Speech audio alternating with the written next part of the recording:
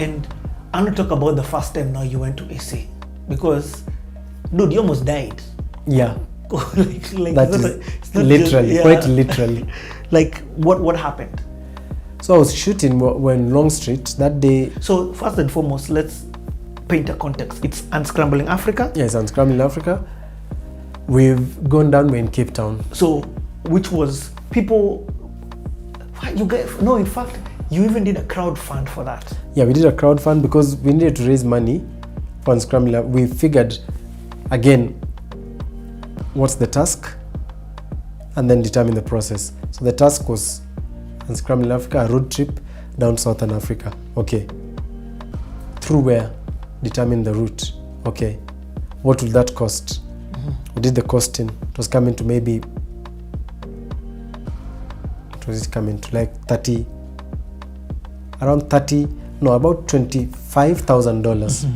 We said, okay, where can we get, do we have this money? No. Sponsors, several people said crowdfunding, so we said, why not? Let's try it then. So we did. We put it on Kickstarter. Hi, this is me. I'm Mutua. This is me without the beards. It was a while back. This is me now. This is my son. He's kinda cute, very strong-willed. This is my daughter. She has the best gaze in the world. This is my wife. She doesn't like being videoed too much. This is my city. I live in Nairobi. I think it's a very beautiful city to live in. This is my favorite place to shoot the city. And this is what a sunrise in Nairobi looks like. This is what I like to call a great night out in the city. These are my friends. This one shoots, this one draws. This one, well, he shoots too. This is Luanda. Yes, like the Kenyan warrior. He doesn't say much. I've been to many places with Luanda. My friends and Luanda, we love to travel.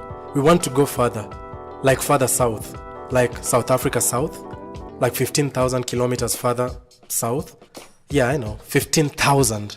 13 cities, 10 countries. This is our route. Into Tanzania, then Malawi, and Zambia, into Zimbabwe, through Botswana, into Namibia, into South Africa, and Lesotho, through Swaziland, and finishing in Mozambique. This is us divided. Can we unscramble that idea? What if there's more that connects us? What can our cities tell us about that? Our architecture, our public spaces, how we use them? We want to document African urbanity and share our discoveries with the world. Images of Africa by Africans in Africa. Connected. I believe Africa is the future and the present and definitely the past. This is us and that is you. You have a front row seat. Join us and support our mission, Unscrambling Africa. And somehow we succeeded. There's no method to the madness. It just happened. I remember I was saying nothing 2 days to go. I think it was like halfway. 2 days to go, it was less than half. 24 hours to go, it was halfway. It was 51% or 52%. Literally, 48% was raised in the last 24 hours. That's insane. Which is absolutely insane. So then we got the money, we left. Now in Cape Town, on one day... So you drove down? Yeah, okay. Drove down. In fact, the first one was a bit of a mix because I was doing a talk somewhere which we didn't see the point of everyone being delayed. And then Josh was just holding on as much as possible so that he could see his daughter born, his second born. And I did the talk. Now it was waiting for the daughter, like nothing is happening. They go to the doctor, nothing. Josh was like, you know what, let's just go then. Because if we wait, what happens? Yeah. And it's, I guess, better that we went because the baby came like maybe a week later. Yeah.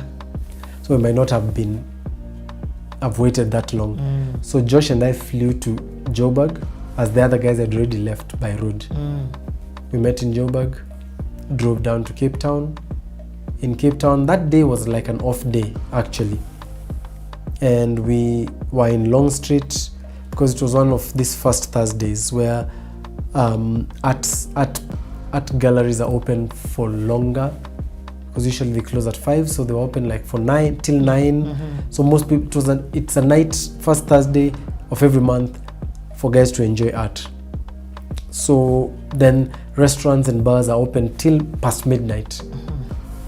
So we were hanging out. Ideally, we'd just come from watching Blinky play at Design in Daba. Osborne Masharia was supposed to speak the next day.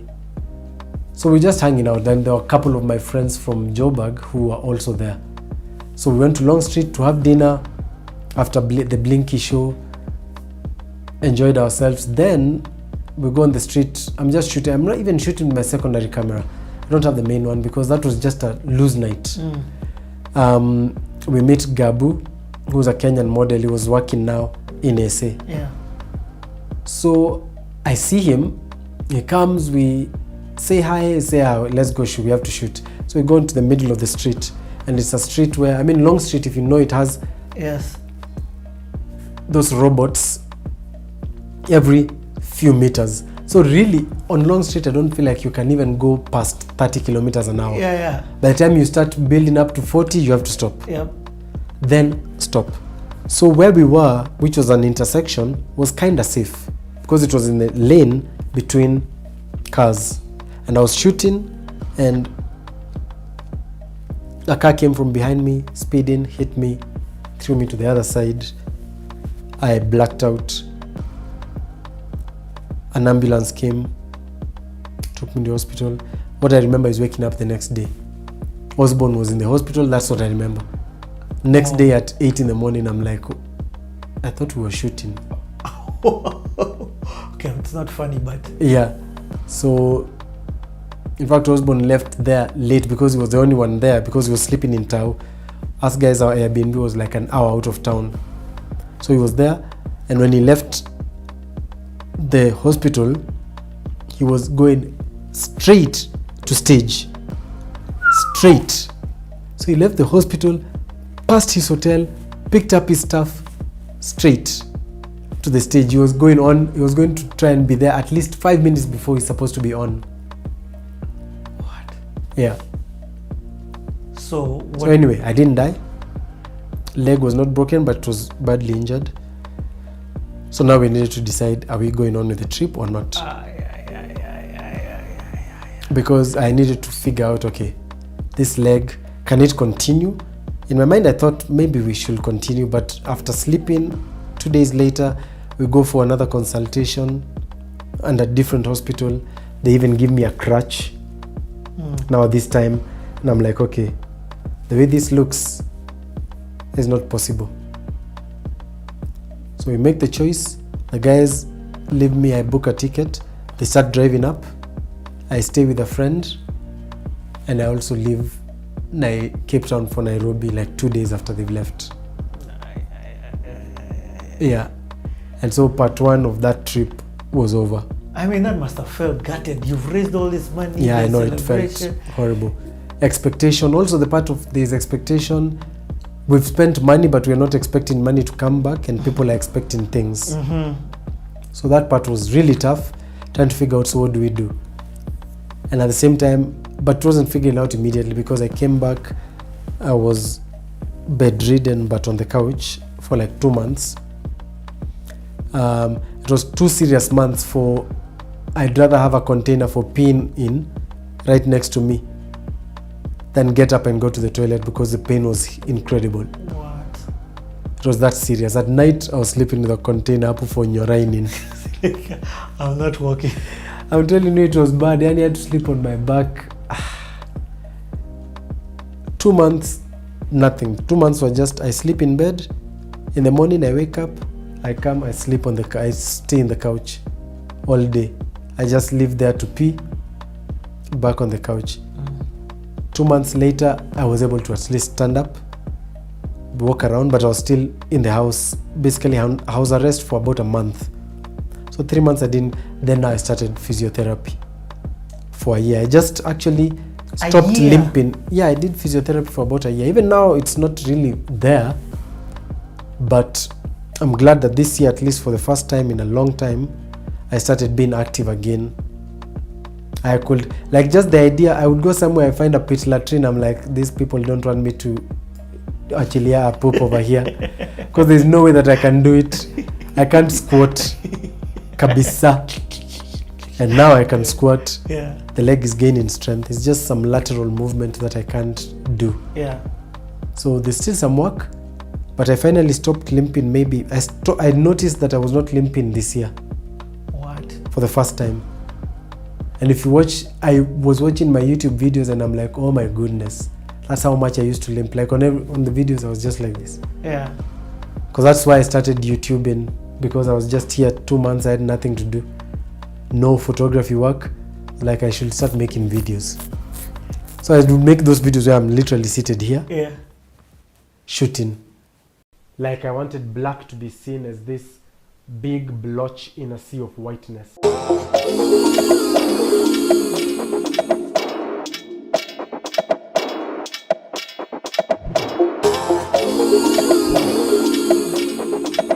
Welcome everybody. Welcome back. I am happy to see you back here. Today we're going to talk about concept to exhibition and all the things that happen in between. Basically taking your idea from thought process all the way to completion. I'm going to use a case study of Gravity, which is an exhibition that we did as Procraft Africa. It was 5 artists, 4 photographers and 1 illustrator. And we decided on black. Do we interpret black as a color? Do we interpret black as the race?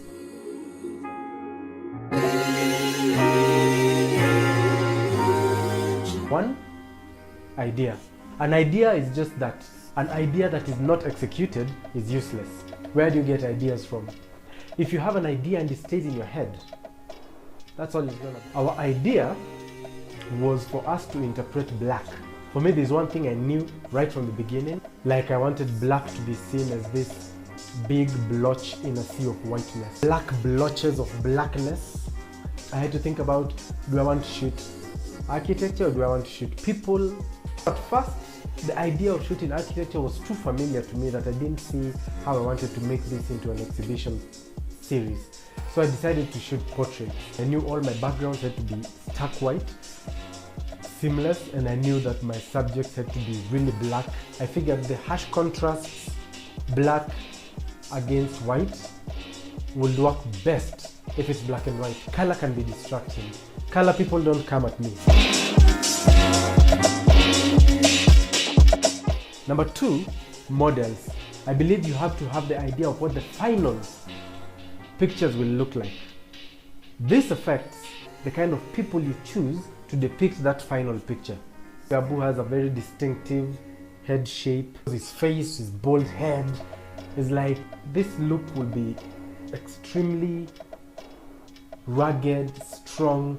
I knew that if I'm doing this, I have to do it with Togi because I've always loved how Togi's face looks and how it looks in pictures, and she knows what to do with her expressions. Who you choose can't just be random. It has to be someone you can work with. It has to be someone who has the look that you desire. It has to be someone that you feel that you connect with, just so that the shoot is not a miserable affair to you. The other thing that I knew I needed was what? Makeup. So I spoke to Sinita. Sinita is a makeup artist who is top notch, and we discussed the ideas. Did we discuss the ideas?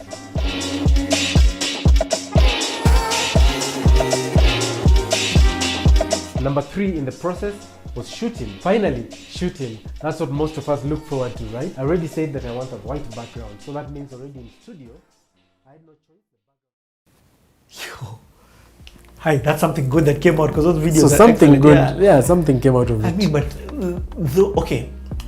Again, in your photography journey, how did it feel now to, I don't want to use the word arrive, but I want to say begin to get the proper recognition. So for example, I think you did some stuff with Safaricom. I've been seeing your face on, what's that thing, what's that? Hennessy. For Hennessy. You know, on top of that, the Ford Foundation. Yeah. You know, going back, I mean, you're no longer the Mutua hustling. Yeah. I'm saying it with very carefully. Cautiously, Yes, yeah. very carefully, because there's people. There's perception versus reality. Yes, there's perception versus Yeah, reality. yeah. But truth be told, there's some recognition that people are like, this guy's a great photographer, Yeah. a great work ethic, will get amazing quality from him. And Yeah. the big dogs are the ones who've come to you. Yeah. So the thing is,